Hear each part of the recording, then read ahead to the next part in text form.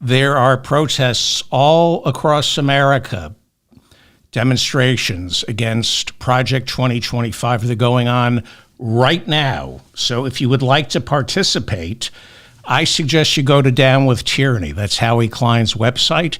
He'll show you where the demonstrations are. Thousands and thousands of people are pouring into the streets outside state capitals to protest Project 2025. Make your voice heard. Just don't get arrested.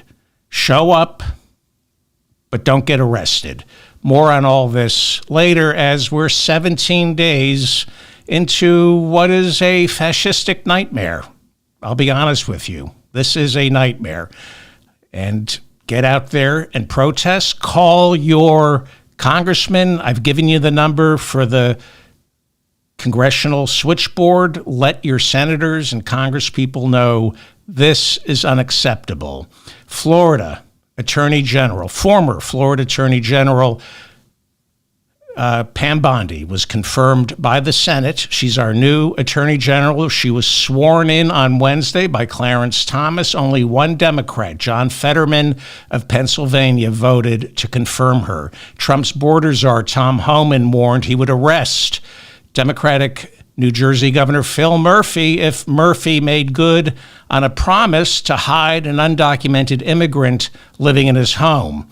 Later, the New Jersey governor clarified there was an immigrant living with him who did have papers, but he said she's worried about her future. But we have the border czar threatening to arrest the governor of New Jersey.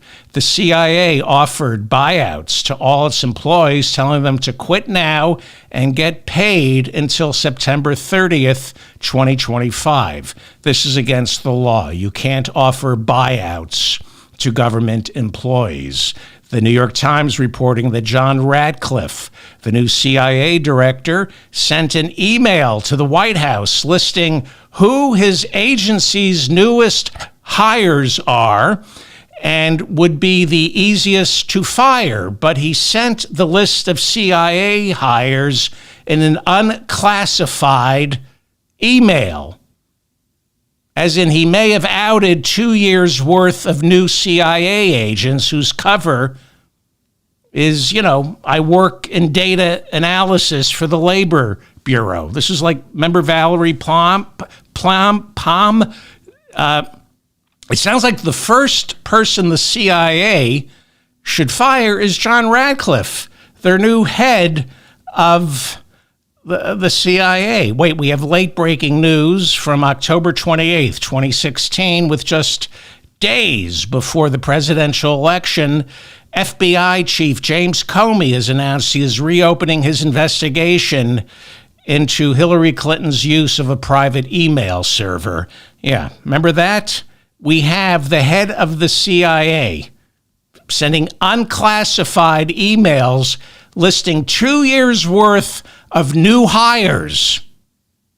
This is the gang that can't shoot straight. This is who Donald Trump is putting in charge. Total incompetence. The CIA, of course, one of our nation's 18 intelligence agencies inside the Department of National Intelligence. Tulsi Gabbard's nomination to head that agency was voted out of committee yesterday and now goes before the Senate for a full vote. The Senate Intelligence Committee's vote on Gabbard was 9-8, with all Democrats on that committee voting no. House Democrat Al Green filed a motion to impeach Donald Trump after the president literally called for the ethnic cleansing of Gaza. They're walking it back. The White House is walking this back a little. Trump told reporters that Palestinians should be removed from Gaza and be given a fresh start. This is not the first time he has said this. Trump called Gaza a demolition zone. He said there's nothing left, so Palestinians, all 2 million of them, should just move out. Trump said the United States military should take over Gaza and help empty the place out. This is a war crime. It's ethnic cleansing. He said the Palestinians should relocate to Egypt and Jordan. He said, we'll build them nice homes. Sure, yeah. Just like all those Palestinian refugee camps sprinkled throughout the Middle East, all those nice homes that we've built for the Palestinians in Jordan, Egypt, Lebanon, Syria. America, he said, would, quote unquote, take an ownership position of Gaza. He's going to own Gaza. He's going to send American troops to Gaza. What could possibly go wrong? Trump said American occupiers would then clear the rubble and turn Gaza into, quote, the Riviera of the Middle East. Trump said of America owning Gaza, quote, this was not a decision made lightly, unquote. Of course not. Jared Kushner, his son-in-law, has talked about taking over Gaza. Jared Kushner, who gets billions of dollars from Middle East tyrants, running some kind of investment fund. Jared Kushner has talked about turning Gaza into a seaside resort, building skyscrapers in Gaza. Trump went on to say, quote, I don't mean to be cute. He literally said that. Of course you don't mean to be cute. You just are cute, Donald. He said, quote, I don't mean to be a wise guy, but the Riviera of the Middle East. Reuters reporting thousands of Egyptians gathered along the Gaza border protesting Trump's proposal that their nation accept more Palestinians. Reuters saying the Egyptian government sponsored these demonstrations. Darren Beattie has been named the State Department's acting Undersecretary for Public Diplomacy and Public Affairs. This is considered one of the top 10 positions over at our State Department. Beattie was a speechwriter during Trump's first term, but was fired after he was caught addressing a meeting of white nationalists. What, Turning Points? CPAC? I'm not quite sure what meeting of white nationalists is unacceptable to the Trump administration. But he sure has a way with words. This is what the new acting Undersecretary for Public Diplomacy and Public Affairs, this is what Darren Beattie tweeted in October of last year. Quote, it was October 4th, 2004. Quote, competent white men must be in charge if you want things to work. Unfortunately, our entire national ideology is predicated on coddling the feelings of women and minorities and demoralizing competent white men. And look at him, Darren Beattie. He looks like Warren Beattie, right? Just a competent white man, Darren Beattie. Well, Beattie will be working closely with our new Secretary of State, Marco Rubio, who has assumed leadership of the United States Agency for International Development. That happened on Monday, as Elon Musk outlined plans to fold the United States Agency for International Development into the State Department. I'll be referring to the United States Agency for International Development now as USAID. That's what it's called. It's called USAID. And Donald Trump on Wednesday announced that he has placed 10,000 USAID employees on administrative leave. USAID doles out nearly $70 billion worldwide in humanitarian aid. It is the world's single biggest provider of food. And as I keep telling you, the only reason the rest of the world might like our country. On Sunday, Elon Musk locked the doors to USAID's D.C. headquarters, calling it, quote unquote, a criminal organization. Well, he should know. Musk and his associates were holed up in that building, switching out software and suspending security officials for refusing to hand over to Elon Musk and his 20-somethings classified material. Elon Musk said, give me the classified material, and the security officials at USAID wouldn't do it, and they have been suspended. Marco Rubio, our Secretary of State, accused these USAID employees who run security. He accused them of, quote unquote, rank insubordination. Rank insubordination for obeying the law, for refusing to turn over classified materials to Elon Musk and his team of 20-somethings. This team of interns, literally interns, with no government experience whatsoever. White House press spokesperson Caroline Leavitt was asked if Elon Musk and his Department of Government Efficiency team interns, whether they have security clearance. And White House press spokesman said, I'll get back to you on that. She literally said, I'll get back to you on that. She doesn't know if Elon Musk has security clearance. The Huffington Post reporting Musk and his Department of Government Efficiency team spent Tuesday pouring through private records over at the Department of Veterans Affairs. The New York Times reporting Musk's Department of Government Efficiency team has taken over the Office of Personnel Management, which the Times describes as our federal government's Human Resources Office.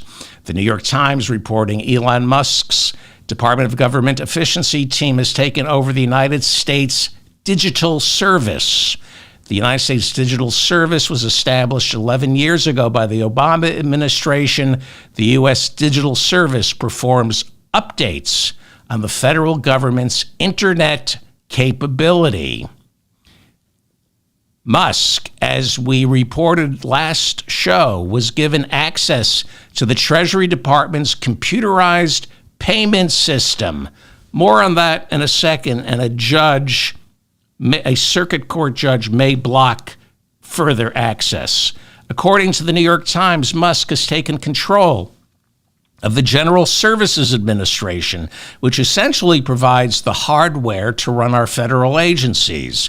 The GSA buys or leases office space, furniture, and computers. Meanwhile, the Trump administration has failed to say whether Elon Musk and his Department of Government Efficiency associates, interns, whether they're government employees who are subject to laws dictating what they can and can't do. Trump has not specified as to whether the Department of Government Efficiency is an outside advisory group of private citizens, which, if it is by law, would require transparency by law, and by law congressional oversight, and by law an equal number of Democrats working for the Department of Government Efficiency. You have to have an equal number by law. If it is an outside advisory group of private citizens, there has to be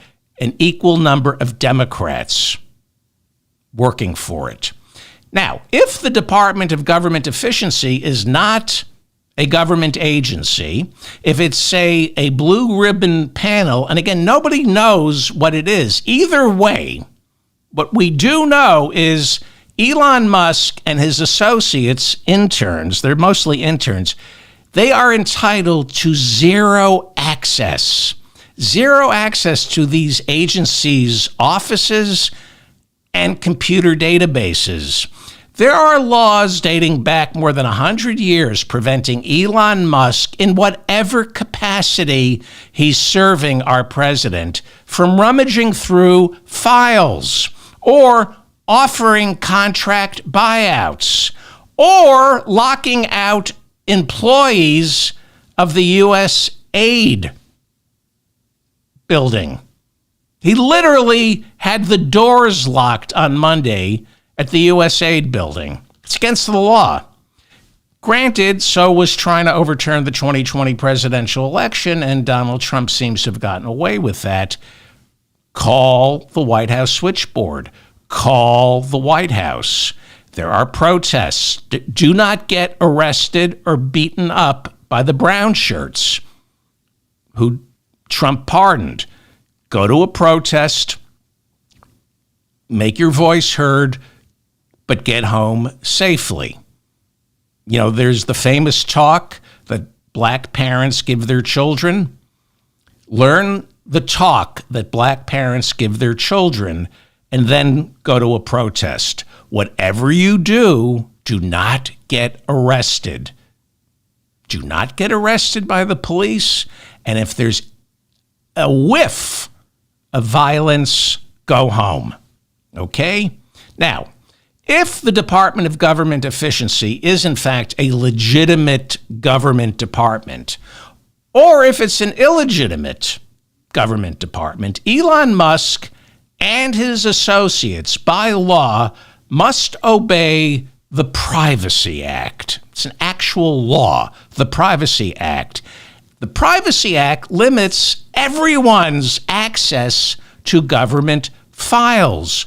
Remember how hard it was to get Donald Trump's tax returns? Richie Neal, who was Democratic chairman of House Ways and Means, it took years, took 2 years, 3 years before House Ways and Means Committee could get its hands on Donald Trump's tax returns.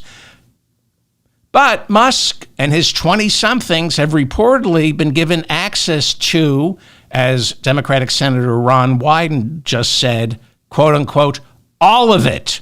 Ron Wyden saying they got access to all of it, and this is against the law. But there's an old saying among Silicon Valley entrepreneurs like Elon Musk when it comes to breaking the law. And that is, it's easier to ask for forgiveness than it is for permission. New reporting out that Elon Musk and his associates have access now to Medicare payments, Social Security payments, and, believe it or not, our tax returns. I mean, I don't believe these reports, but mainstream media and a lawsuit that was filed says access to our tax returns.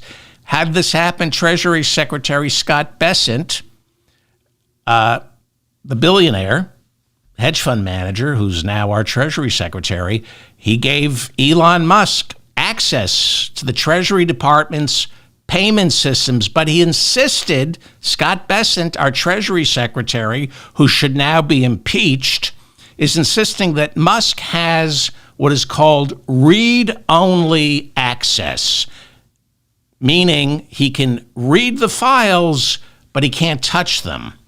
Well, Wired and Talking Points Memo, both reporting that a 25-year-old Department of Government Efficiency operative has gained administrative privileges to the Treasury's entire payment system, which means Scott Bessent, our new Treasury Secretary, should be impeached.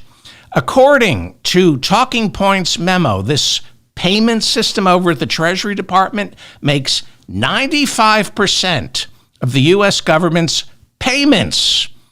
Payments like your Social Security checks, your tax refunds, and virtually every contractor who gets paid by the government, it goes through this system, as well as the nearly 3 million federal employees. They get paid through this system.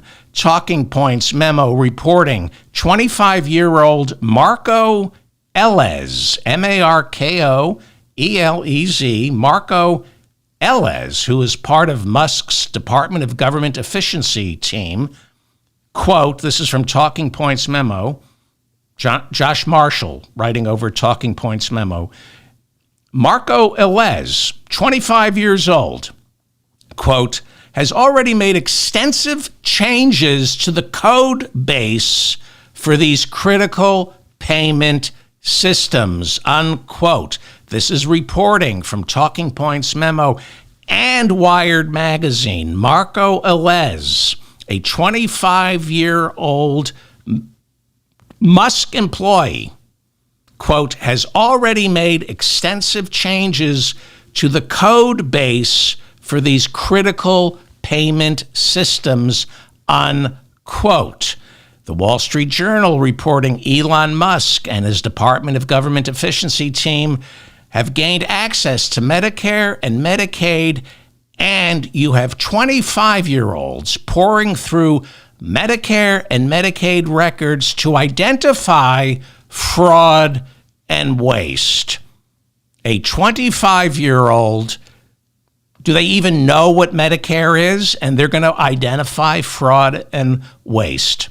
House Democrat Jerry Connolly, he's the ranking member on the House Oversight Committee.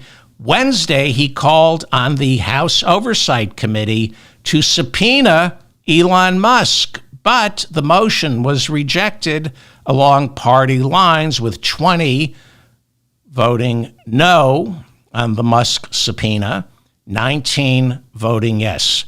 So, James Comer, the Republican chairman of the House Oversight Committee, not interested. The Republicans not interested in oversight of the Department of Government Efficiency. They don't care. They don't want to find out whether or not it's even legal. They don't even want to find out if it's a government agency or if it's a blue ribbon panel of civilians. Trump hasn't decided yet. Jerry Connolly was among several House Democrats who led a protest outside the USAID headquarters Monday after they were refused entrance by Elon Musk, who had the doors locked.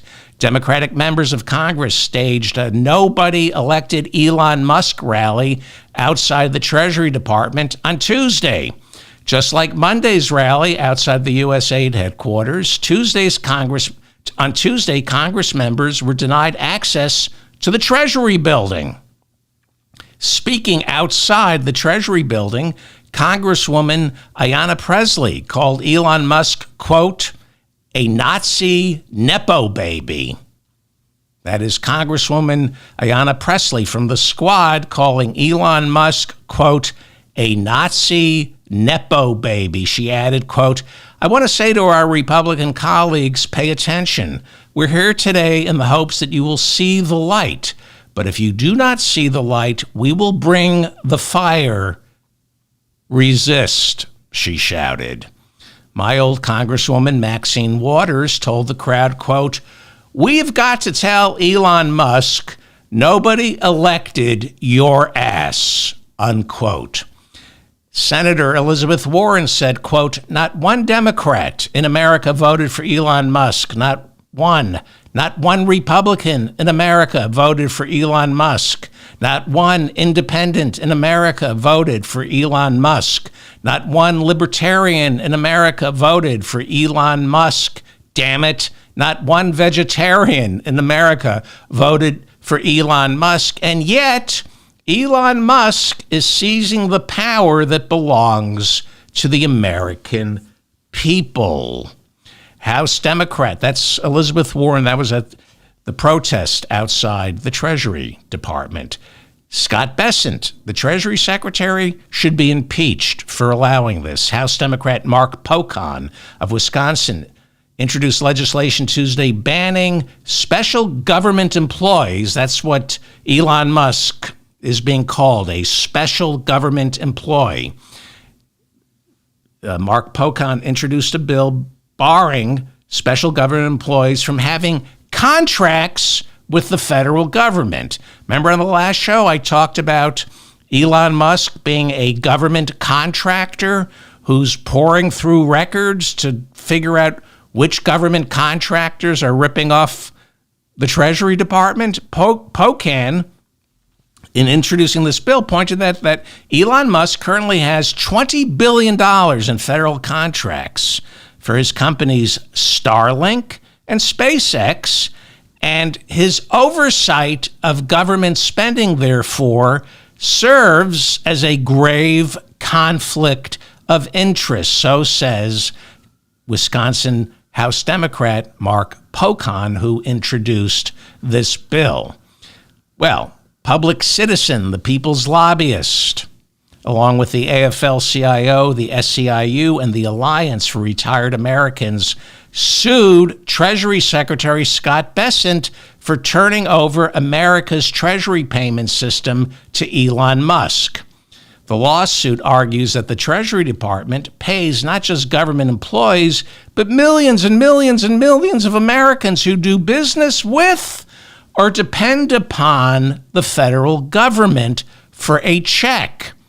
Musk, this lawsuit charges, now has access to sensitive information like your social security numbers, your bank accounts, your phone numbers, your home addresses and birth dates, your health, your private health records. 25-year-olds who with no government experience, no security clearance, given access to all these records, and according to Talking Points memo and Wired, they can alter the software, even though Scott Bessent, the billionaire hedge fund manager, who's now our Treasury Secretary, is insisting, oh no, Elon Musk only has read-only access. This is a major security breach.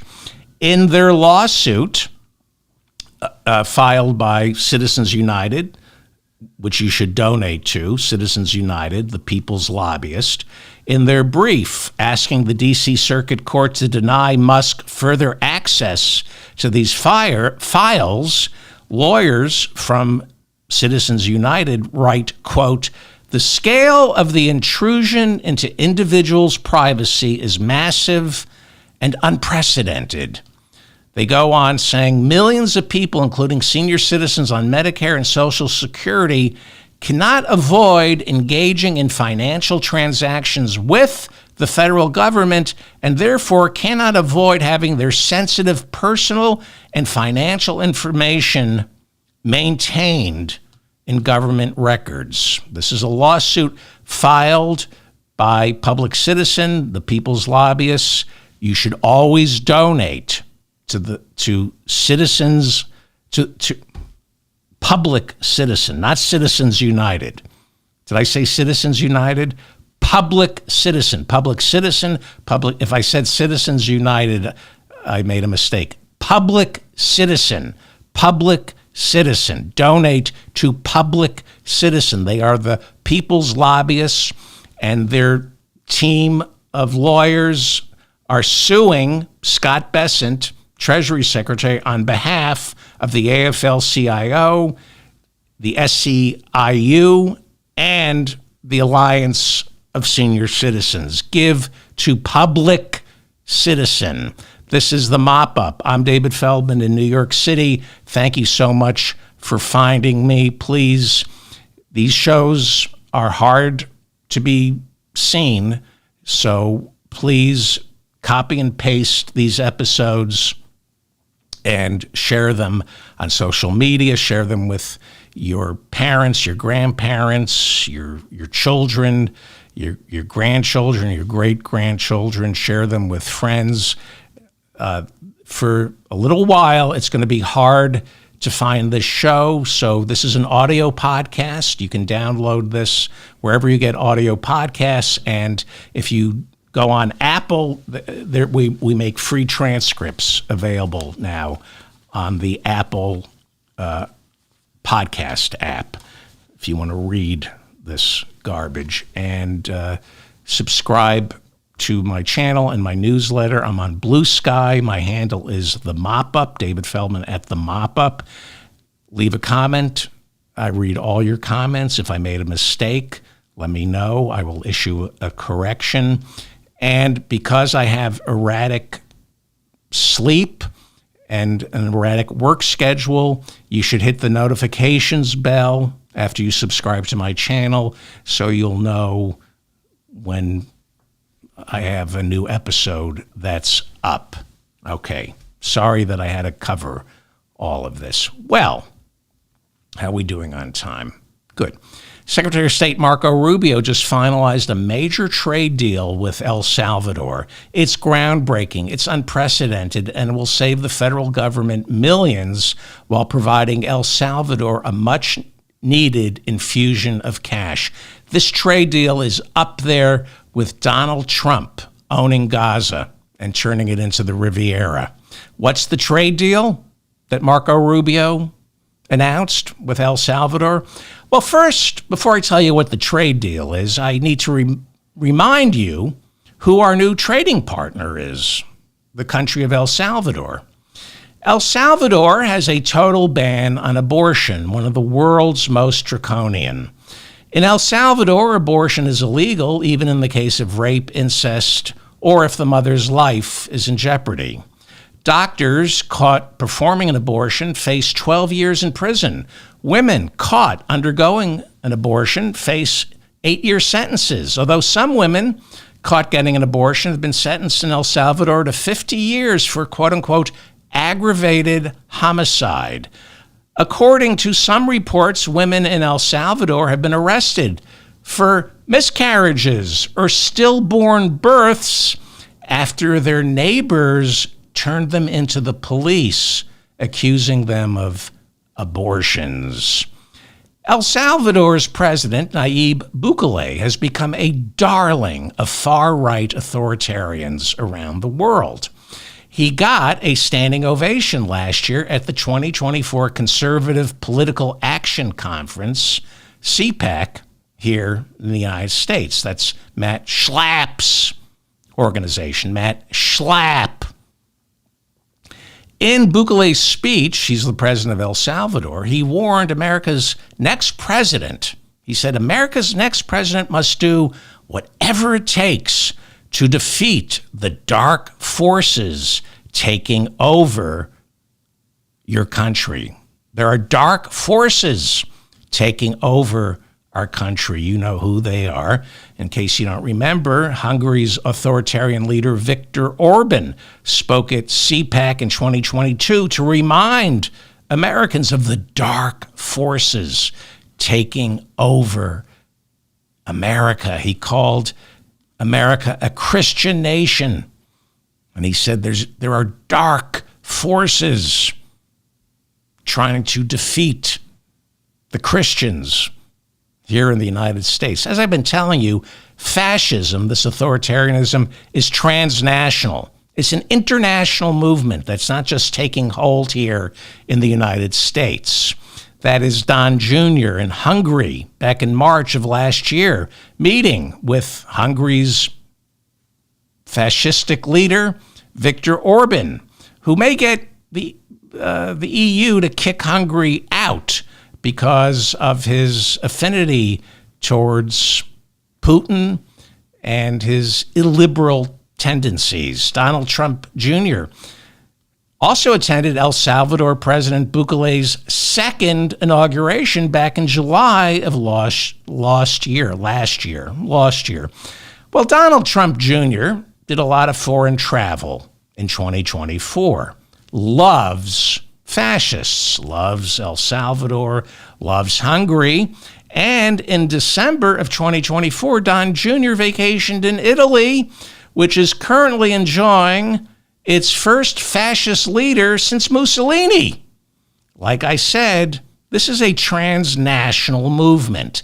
Italian Prime Minister Giorgia Meloni took office at the end of 2022. She founded Brothers of Italy. Brothers of Italy, that's her party. It's a neo-fascist party that traces its roots all the way back to Benito Mussolini, and Elon Musk has become so smitten by Giorgia Meloni that in September of last year, he had to deny they were having any romantic relationship. But in the past, Elon Musk has described Giorgia Meloni as, quote, someone who is even more beautiful inside than outside. The fascist prime minister returned the compliments by calling Elon Musk precious and a genius. Here they are Here is Giorgia Meloni, the Italian prime minister, the fascist Italian prime minister, and Elon Musk performing mouth-to-ass resuscitation. I'm sorry, I'm being told that's a kiss, a long kiss in public. And this is Elon Musk the night before Donald Trump's inauguration at the Capital One Arena in Washington, D.C., flashing the Roman salute twice. The Roman salute was first adopted in the 1920s by Benito Mussolini's fascists, Giorgio Meloni's predecessors. And then, with a few minor adjustments, the Roman salute became the Nazi salute. I have a salute for Elon Musk, but children are watching. The Washington Post reporting that in 2023, Elon Musk threatened to sue the Anti-Defamation League here in the United States. Musk accused the Anti-Defamation League, or the ADL, of being behind the push for advertisers to boycott his recent purchase of Twitter. That was back in 2023. Boycotts are protected speech. Le Monde reporting in January of 2024. This is from Le Monde in 2024, January.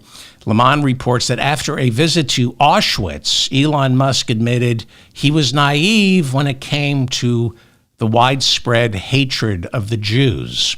Musk said until last year's visit to Auschwitz, quote, "I didn't really know anything about anti-Semitism." Really? Took Elon Musk 50 some odd years to learn that there was such a thing as anti-Semitism. The man knows all about rocketry, computers, automobiles, online payment software. He was in on PayPal. But anti-Semitism? Not part of his curriculum. No idea. I guess growing up in apartheid-era South Africa, Musk was way too busy learning to hate on black people. They never taught him about anti-Semitism. Last year, Twitter, according to the Washington Post, did ban phrases like "from the river to the sea" or references to Israel as a colonial power. And this temporarily silenced the Anti-Defamation League. Meanwhile, anti-Semitism and Holocaust denial flourished on Twitter. The Anti-Defamation League, after October 7th of 2023, kind of painted itself in a corner by declaring that anti-Zionism was synonymous with anti-Semitism. That's problematic. Immediately after October 7th, the Anti-Defamation League was more concerned about people hating on Israel than they were hating on Jews.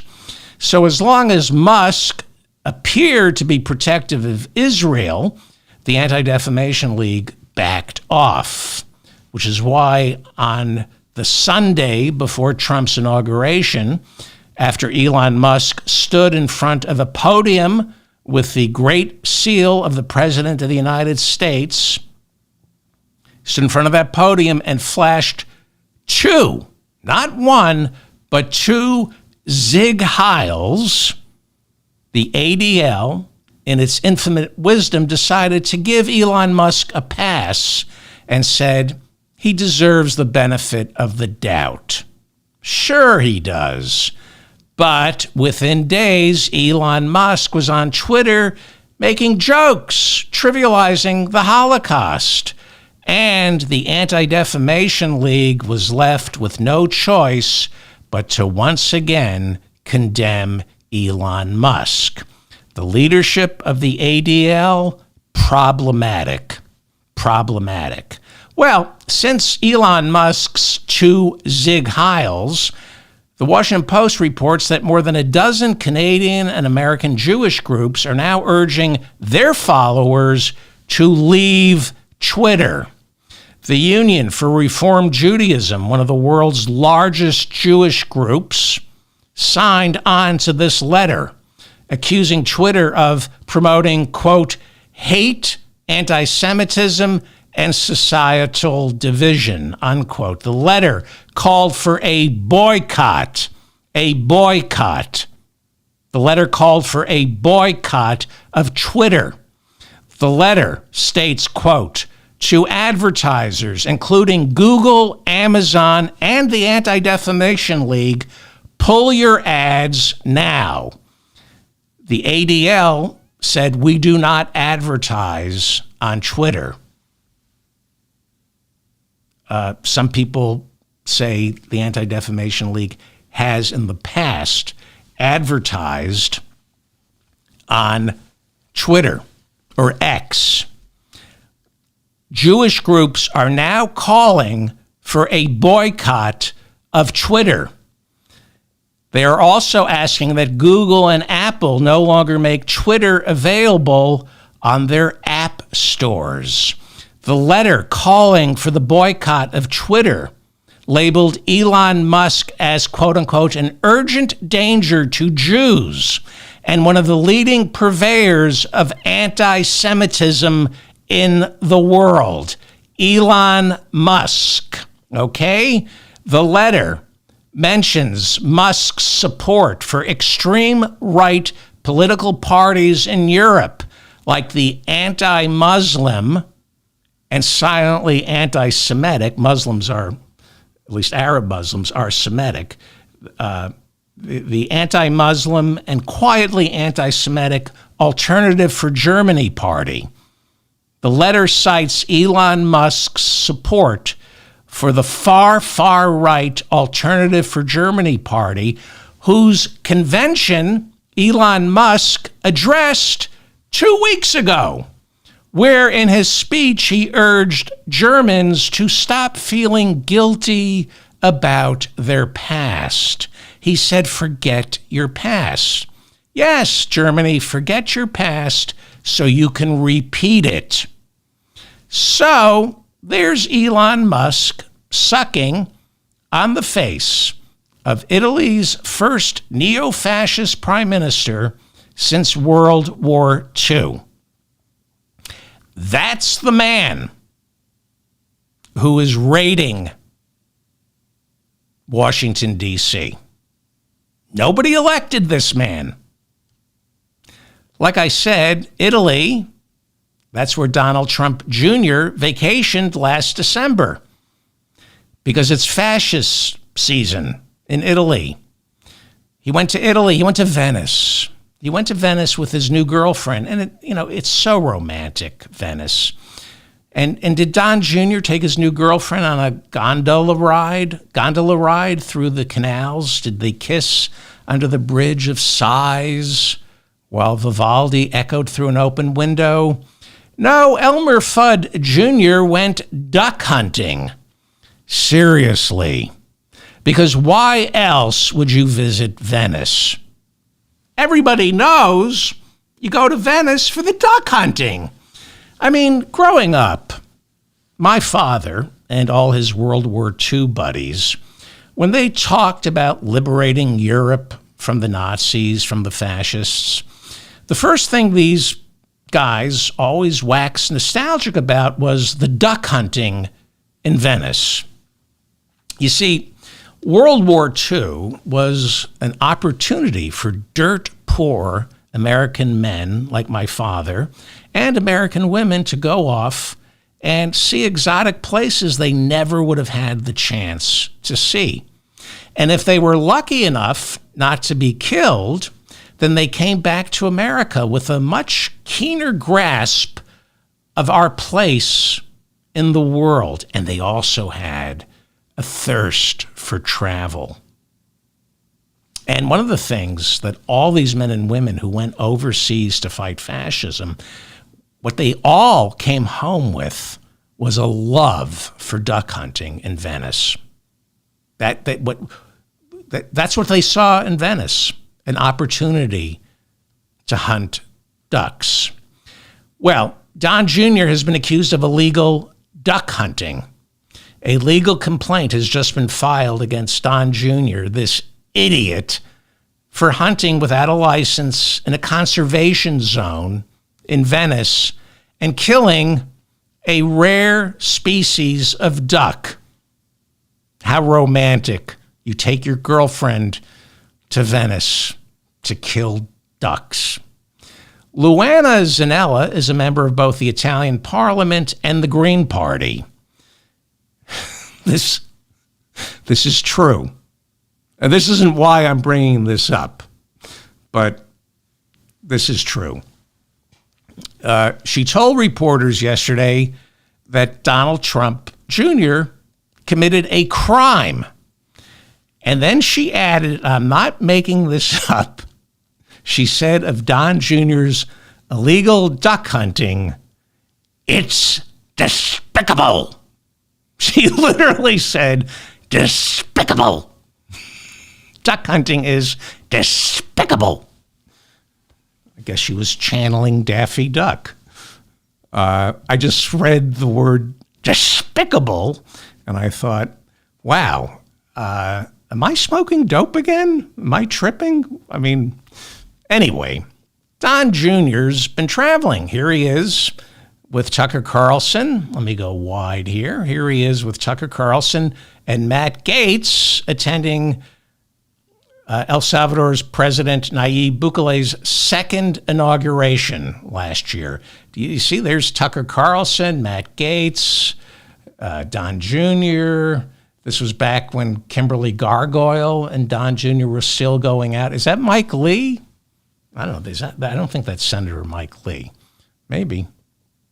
They're all there for Nayib Bukele's second inauguration as president of El Salvador. Bukele took office in 2019, but gave himself emergency powers in 2022 in response to his nation's seemingly intractable gang problem. The military, under Bukele, seized control of El Salvador's prisons and began locking up suspected gang members without any due process. Foreign Affairs magazine reporting that his crackdown resulted in the Western Hemisphere's lowest homicide rate, second only to Canada. Despite the Constitution limiting Bukele to one term, Bukele strong-armed his country's legislative branch and Supreme Court, and they let him run again. And he wears his hat backwards, and he says, I'm the cool authoritarian. He is quite popular. Business leaders and ordinary civilians in El Salvador responded to the crime rate plummeting by re-electing Bukele with a landslide. He got 80% of the vote. He is the law and order candidate who actually restored order, just not the law. He promised law and order. He gave El Salvador order, but not the law. You're going to lower the crime rate when, according to Amnesty International, you put 1.8% of your entire population behind bars without due process. No trials. That's order, not law. That lowers the crime rate if you're not counting the crime of locking up suspected gang members without due process. Amnesty International says Bukele's arrested 83,000 people in the past 2 years. 83,000 people have been arrested in El Salvador, bringing the total number of people in El Salvador incarcerated to a grand total of 108,000. That's according to Human Rights Watch. Right now, 108,000 people in El Salvador are now behind bars. But there's a little problem with this. El Salvador's prison system can only accommodate 38,000 inmates at any one time. But he's locked up 108,000. This is the highest rate. I hate to break it to you, America. El Salvador now has the highest rate of incarceration per capita in the world, beating the United States of America. We're now second. Last year, we became second. We used to be first, but then this guy, Bukele, became president of El Salvador. So much for American exceptionalism. We're number 2. 3% of all the men living in El Salvador are now behind bars. 3% of all the men living in El Salvador are now behind bars. Human Rights Watch reporting more than 3,000 children under the age of 17 in El Salvador have been arrested. Nearly 600 of those children are currently doing prison sentences, many of them deprived of food, medicine, or contact with their family members. Children, many of whom housed in cells with grown men, which of course is good because children always need adult supervision, especially in prison. Amnesty International reporting El Salvador's newly built mega prison complex is at 300% capacity. They are stacked like lumber. Look at this.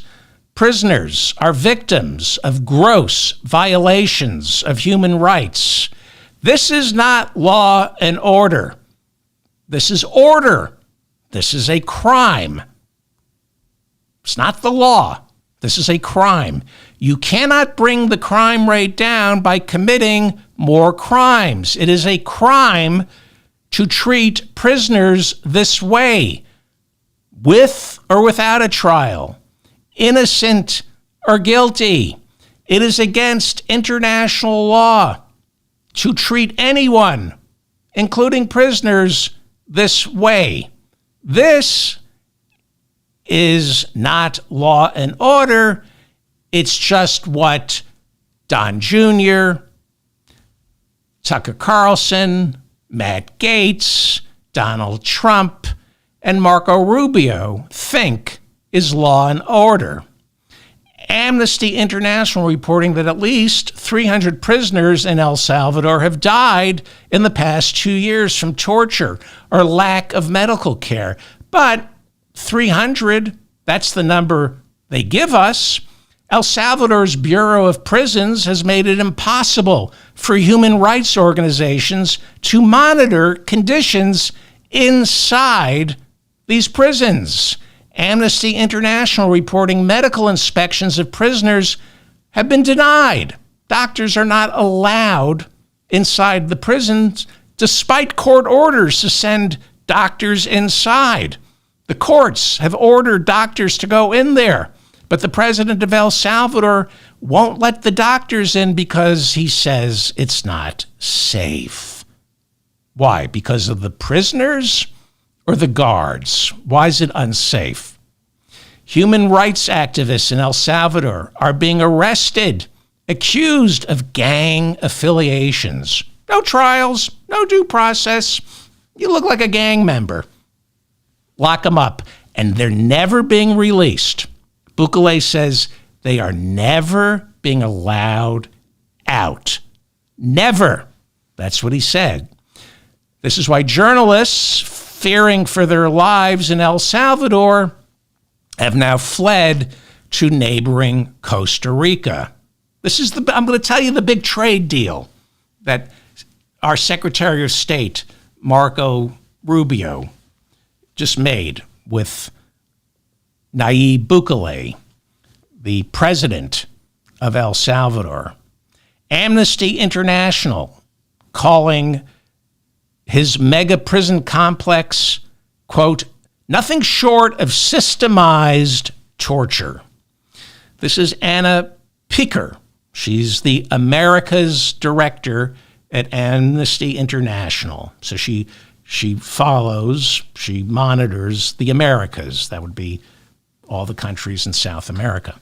She says, quote, what the government of El Salvador calls peace is in fact a mirage that pretends to conceal a repressive system, a structure of control and oppression that abuses its power and disregards the rights of those who were already invisible, people living in poverty, under state stigma and marginalization, all in the name of a supposed security defined in a very narrow way, unquote. So, about that big trade deal with El Salvador that our new Secretary of State, Marco Rubio, announced this week. thanks to the generosity of El Salvador's president, has agreed to allow the United States to deport the migrants here to El Salvador because their prisons, there's plenty of room. I just showed you the pictures. There's plenty of room for the migrants in El Salvador. El Salvador will accept American shipments of migrants no matter their country of origin. This happened the first time during Trump's first administration. It's called the Third Safe Country Program. Joe Biden discontinued it because it's illegal. Doesn't matter the country of origin. If a migrant arrives in America, if they're from Honduras, Guatemala, Venezuela, Somalia, doesn't matter. El Salvador will take them off Donald Trump's hands. It's against international law. That's why Biden stopped it. Not only that, and this is why you might be interested, El Salvador's president, Nayib Bukele, also offered to take U.S. citizens currently doing time in American prisons. This was in public. You could see this on C-SPAN. Rubio blushed when the El Salvadoran president made that offer to take American citizens who are being held, who are in prison. Rubio blushed and said, no country has ever made an offer like this. And he batted his eyes like it's the first time somebody said to Marco, I love you. It's like, wow, no country's ever made an offer like this. I can't believe it. El Salvador's president, Nayib Bukele, said in proposing the offshoring of America's prison system to El Salvador, quote, we're not talking about migrants, right? We're talking about American citizens. We have 2.2 million people behind bars. Okay? So he's saying, send them here. The president of El Salvador, Nayib Bukele, says, quote, the fee would be relatively low for the United States, but significant for us here in El Salvador, making our entire prison system more sustainable. So he's saying because of the weak, because of exchange rates and that it would be cheap to pay the fee that the president of El Salvador would charge to house our prisoners. But for a poor country like El Salvador, it would be a windfall profit. To his credit, Marco Rubio said, quote, we have a constitution here in the United States, but then said, let me check with my president and I'll get back to you on this. Marco Rubio.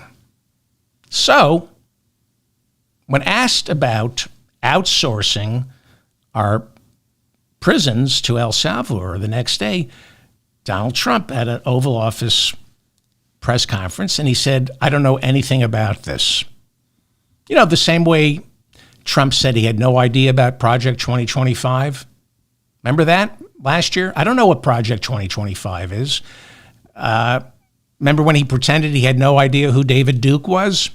They said, will you disavow David Duke and reject his endorsement? This was back in 2016, and Donald Trump said, how can I reject David Duke's endorsement if I don't know who the man is? Of course.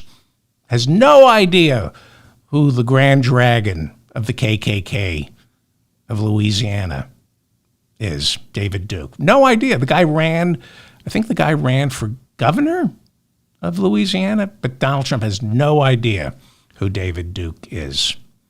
So he said, I have no idea that El Salvador's president Bukele offered to take our prisoners. But when the reporters told him, I'm sorry, that was uncalled for. When the reporters told him about the offer from El Salvador's president, Trump said, quote, well, that would be a lot less expensive and a great deterrent. If we could get these prisoners out, the American citizens who are in our prisons, if we can get them out of the country and in El Salvador's prison system, I'd be very happy. He noted the buying power of the U.S. dollar and said, quote, that's a very small fee compared to what we pay to private prisons. A very, very small fee. Of course, private prisons are a ripoff. Then, because he's cautious, Trump said, quote, we'll have to find that out legally. I'm not sure it's legal. I'm just saying if we had the legal right to do it, I would do it in a heartbeat, unquote. If it's legal, I would outsource our prisoners in a heartbeat. If it's legal. Well, we didn't have the legal authority back in 2001, but Bush and Cheney did it in a heartbeat anyway. This is not the first time this has been done. Immediately after 9/11, George W. Bush approved the CIA relying on what is called extraordinary rendition for interrogating enemy combatants. What is extraordinary rendition? Outsourcing torture is what it is. Prisoners taken off the battlefield in Afghanistan, or anyone for that matter believed to be associated with Osama bin Laden, were sent to what were called black sites. These black sites were in allied countries fighting the global war on terror. Allied countries not shackled by the burdensome Geneva Conventions, which Pete Hegseth, our new defense secretary, wants to tear up. Inside these black sites, as they were called, the CIA would watch as our allied intelligence services applied torture during their interrogations, even though torture is against international law, and even though, more importantly, torture doesn't produce actionable intelligence. Torture doesn't work because people will say anything. They'll tell you anything you want to hear to make it stop. We waterboarded in Gitmo, right? Which is, by the way, torture. And it's where we've started to send the migrants. Migrants have arrived in Gitmo. We waterboarded in Gitmo. It's against the law. And it didn't work. If torture worked, the war in Afghanistan wouldn't have lasted more than 20 years, and we would have won. Under extraordinary rendition, outsourcing torture, enemy combatants were flown to black sites in places like Syria, Thailand, and Romania, where they were beaten into submission. And that's really what extraordinary rendition was all about. The CIA was humiliated. Dick Cheney, Bush, humiliated after 9/11. So they just wanted to let off some steam by torturing dark-skinned foreigners. I've spoken to people very close in the White House to Donald Trump and Dick Cheney, and they were in a rage after 9/11. In a rage. They were ashamed after 9/11, and they just wanted to hurt people because they felt small. Now, if you think I'm being glib about these people needing to take out their frustration on dark-skinned foreigners, to torture them for the sake of torture, if you think that's too incredible to be true, you don't understand what half of humanity is capable of when you let them. These were America's prisoners of wars. Prisoners of war. Of wars, actually. Abu Ghraib in Iraq, same thing went on. We outsourced the torture when we weren't doing the torture ourselves. And now El Salvador is going to take our migrants, no matter what country they're from. Again, this is in direct violation of international law. You cannot ship asylum seekers to third countries. They are under international law. Asylum seekers are entitled to a hearing and asylum. You cannot ship asylum seekers to third countries. You cannot ship migrants to third countries, especially to countries like El Salvador, where the prisons are at more than 300% capacity. This is why we have migrants from El Salvador, because they have prisons that are at 300% capacity. And now, right now, El Salvador won't be taking United States citizens who are behind bars. Not yet. There are still legal roadblocks to all that. Then again, there are legal roadblocks to Elon Musk gaining access to our Treasury payment system and altering the code. But so far, he hasn't been arrested. I don't think we're going to be seeing American citizens shipped off to El Salvadorian prisons because this country isn't too keen on outsourcing prisoners, unless we're going to torture them. Right now, we're not too keen on sending our prisoners to other countries because if the loophole in the 13th Amendment has taught us anything, it's that prisoners are a free source of labor. We literally have black prisoners picking cotton in Texas right now for no money. Plus, the for-profit prisons industry, companies like CoreCivic and G.O.G.E Group, well, they donated millions to Trump last year, and they want a return on their investment. They don't want our prisoners being sent overseas. But what about the American prisoners who are not cost-effective for CoreCivic and G.O.G.E Group? What about the American prisoners who are not cost-effective for states like Alabama and Texas that use prisoners as cheap sources of labor? What about the prisoners who are just too old, too sick, or maybe who have physical and mental health issues? They're of no use to CoreCivic or the G.O.G.E Group or the state penitentiary. In fact, they eat into profits. They can't work. They're in constant need of medical and physical attention. They get old. Prisoners get old.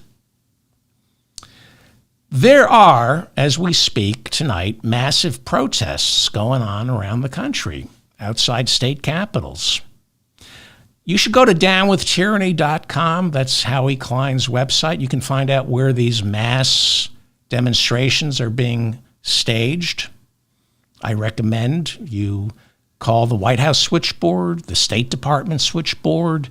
You call the Congressional switchboard in Washington, D.C. Make your voice heard. Write postcards, not letters, postcards. Be civil, be polite. Make your voice heard. Be careful protesting outside. Stay away from the police. You do not want to get arrested. There are brown shirts. There are agents provocateurs who will try to make a protest look more violent than it actually is so the police can arrest people. There are oath keepers. There are Proud Boys looking to crack skulls. It's go out and protest, but if you smell even a whiff of trouble, go home. Go home. Do not get arrested. Okay?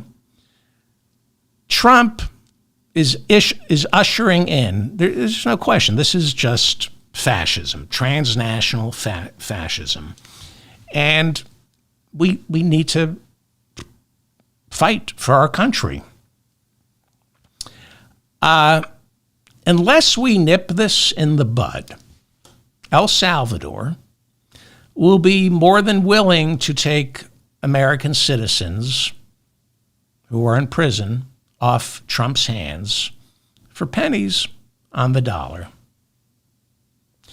108,000 people are now behind bars in El Salvador, even though El Salvador's prison system can only handle 38,000 inmates at one time. The idea that Marco Rubio, our Secretary of State, would think this is an appropriate place to send migrants fleeing oppressive regimes is beyond the pale. It's beyond. It's not beyond comprehension, because if you've been alive long enough, you know what 50% of humanity is capable. It is beyond comprehension that we're allowing this. Migrants to be sent to prisons in El Salvador, where there are 108,000 locked up, even though they only have the capacity for 38,000 inmates. And they're saying, yeah, we'll take your migrants. The fact that El Salvador's president still insists there's more room for American migrants and even our own civilian prisoners, the fact that he would make this offer given the massive human rights violations in El Salvador is beyond comprehension. You know, liberals like me, leftists like me, foolishly look west towards Europe, towards Franco, Mussolini, or Hitler for fascism's antecedent playbook. The hundreds of thousands of migrants from Central America who want to live here in America, they are escaping autocratic regimes trained and propped up by the United States of America. The fascists were trained here in the United States. We trained El Salvador's death squads in Washington, D.C. We've been training their death squads since 1946. Our Defense Department, through the School of the Americas. Look up the School of the Americas. It's now known as the Western Hemisphere Institute for Security Cooperation. It is the U.S. government's, it's part of the defense, part of the Pentagon. It is responsible for training the death squads in El Salvador, Honduras, and Guatemala. We trained the death squads who killed El Salvador's Archbishop Romero back in 1980. We trained the death squads who raped and murdered the Maryknoll nuns, American citizens. Nuns. Your tax dollars trained these death squads and produced the dictators, the death squad leaders, and of course, the narcotics traffickers, all trained by our military in places like Guatemala, El Salvador, Honduras, and of course, Nicaragua. Why, since 1946, has our Pentagon been training them? Look up the School of the Americas. Google the School of the Americas. Why did we train these people? Why did we produce these people? Because they're good for business. The School of Americas, the SOA, School of the Americas, we trained, as General Smedley Butler would call them, gangsters for capitalism. Gangsters for capitalism. Because we saw these military juntas, their death squads, we saw them as business friendly and therefore worthy of our support. Law and order. Juntas provide order, but no law. There's a reason Trump, Marco Rubio, and the rest of the Republicans don't want the refugees from these brutal dictatorships coming to America, because they bear cautionary tales. They bear cautionary tales of what's to come for us.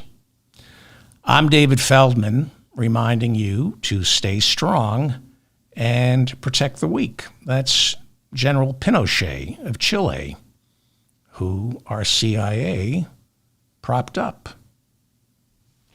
when Nixon was president. General Pinochet.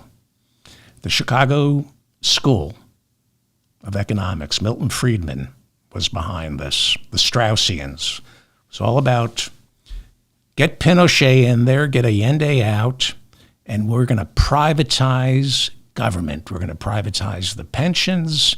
We're going to use Chile as a laboratory of Straussian economics with no government intervention.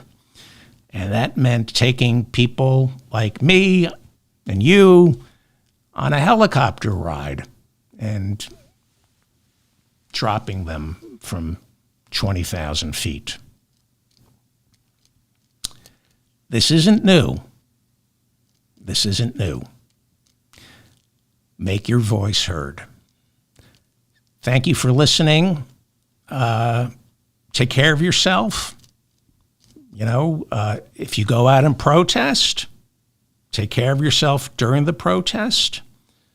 And then when you get home safely from the protest, watch a movie, make love, get a dog, get a friend, help an individual. None of this is real. It's only as real as the pain being felt by the victims of this. So you don't get wrapped up into this, where this is a game of inches, and you really need to take a deep breath. You're safe.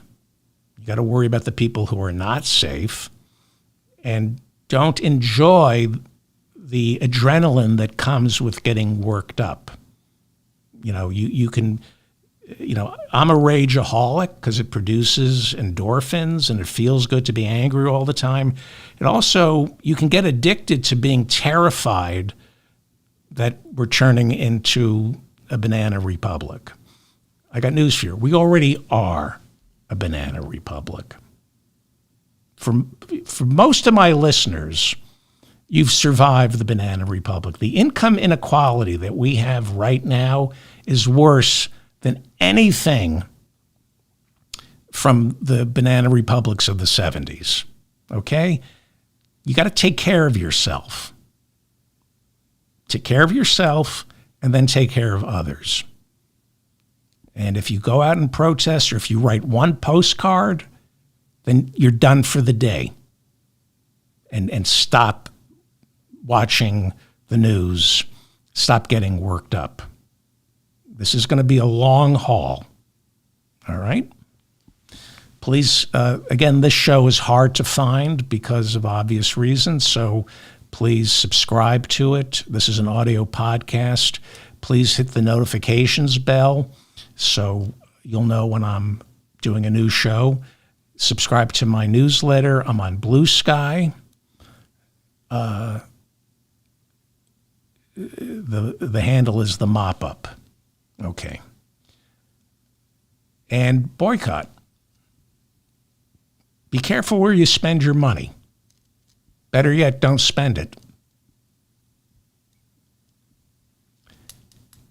For most of us, it's going to be okay. For most of us, this isn't real. Pain is real. Pain is real. Who's in pain? The migrants, the LGBTQ community, the people who are losing their jobs in Washington, D.C. Pain is the only thing that's real. The Palestinians in Gaza. You keep your head by asking, where's the pain? Isolate the pain and focus on the pain. If you're not in pain, go help somebody who is in pain. And that way, Trump, you realize it's not real. The only thing real is the pain of our prisoners, of our migrants, of the LGBTQ community, of marginalized communities who are now easy prey in corporate America. So, all right. I will be doing a show probably in 48 hours. Don't be addicted. Don't be like me. Don't be addicted to the outrage. It's of no use. Take deep breaths. Go for walks. They want you angry, confused, and scared. All that matters is the pain. Where is the pain? And if you're not in pain, go help somebody who is. Thank you. Thank you to Bob and Mila for keeping the conversation civilized. Thank you.